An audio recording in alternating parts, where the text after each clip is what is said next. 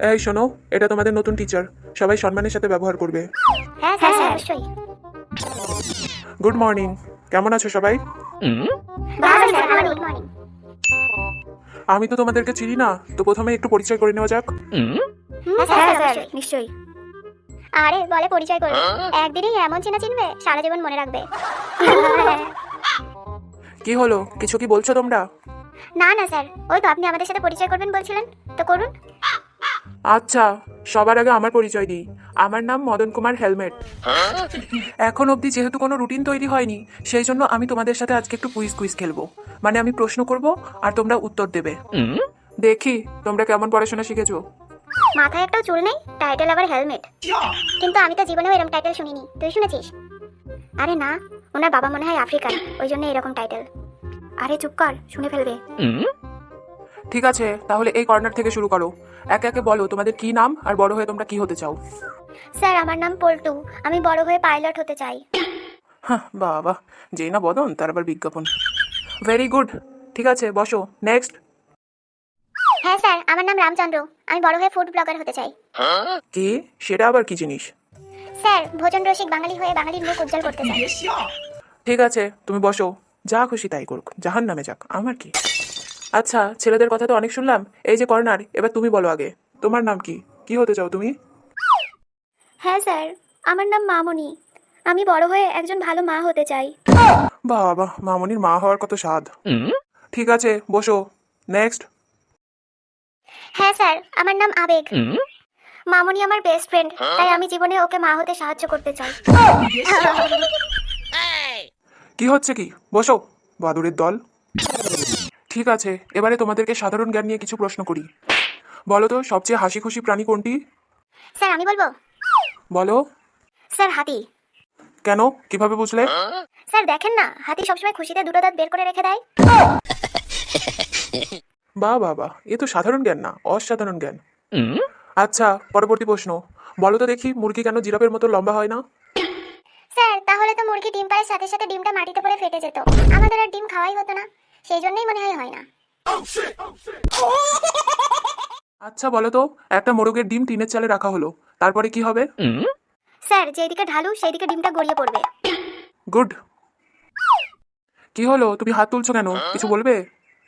হ্যাঁ স্যার, আসলে ডিমটি কোথাও পড়বে না, শূন্যে ভেসে থাকবে। তুমি কি করে বুঝলে? আসলে স্যার সাধারণত তো মোরগ ডিম পারে না, আপনার ওটা মোরগের পাড়া ম্যাজিক ডিম তো, তাই জন্য। ভেরি গুড, এটাই তো চাইছিলাম, আমি তোমাদের কমন সেন্স চেক করছিলাম। আচ্ছা, এবারে বলো তো এইচএসসির ফুল ফর্ম কি?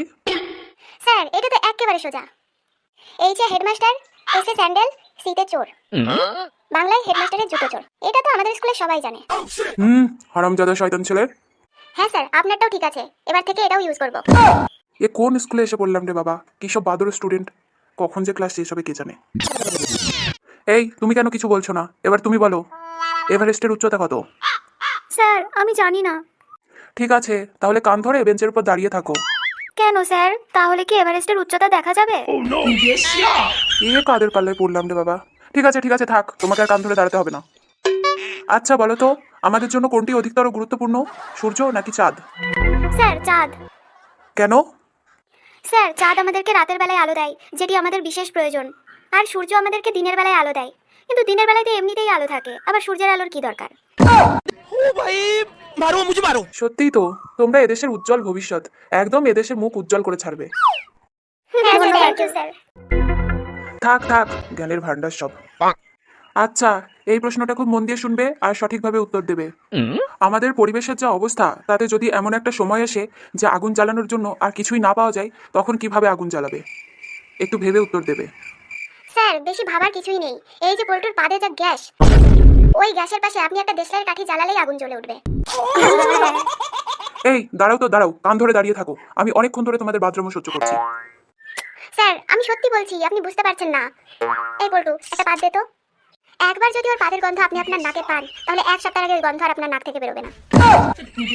কি জ্বালায় পড়লাম রে ভাই, কি যে করি, কখন ঘন্টা পড়বে কে জানে। এখনো 15 মিনিট, কি করে যে কাটাবো। আচ্ছা, আর কোনো প্রশ্ন করবো না, এবার তোমাদের ভিতরে কি কি ট্যালেন্ট আছে সেগুলো শো করতে পারো। কেউ কি গান, কবিতা আবৃত্তি এসব পারো?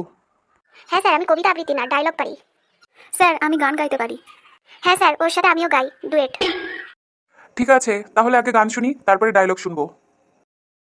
আতা গাছে তোতা পাখি, নারকেল গাছে ডাব, তোরে আমি ভালোবাসি, কি করবে তোর বাপ। It's a 100% love, love, love, love, love. এই কি হচ্ছে কি, থামো। তোমাদের আর কোনো কিছু করতে হবে না, চুপচাপ বসে থাকো।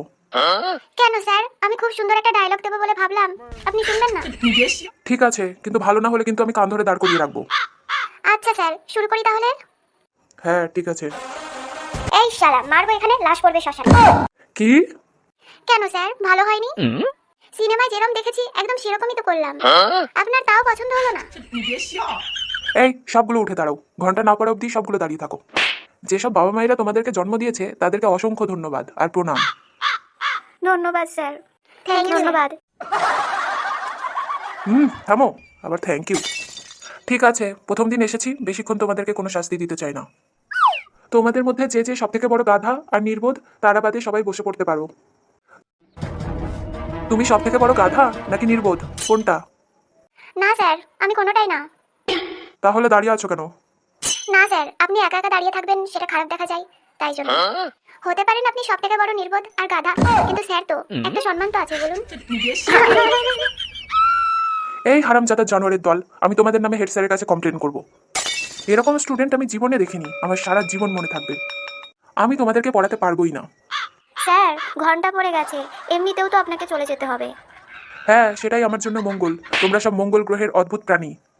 স্যার, অনেকক্ষণ আগে ঘন্টা পড়েছে, আপনি কি যাবেন? আমার খুব হিসু পেয়েছে, আমি কিন্তু এখানেই হিসু করে দেবো। বেয়াদবির একটা লিমিট থাকে। বেয়াদব, জানোয়ার, অসভ্য।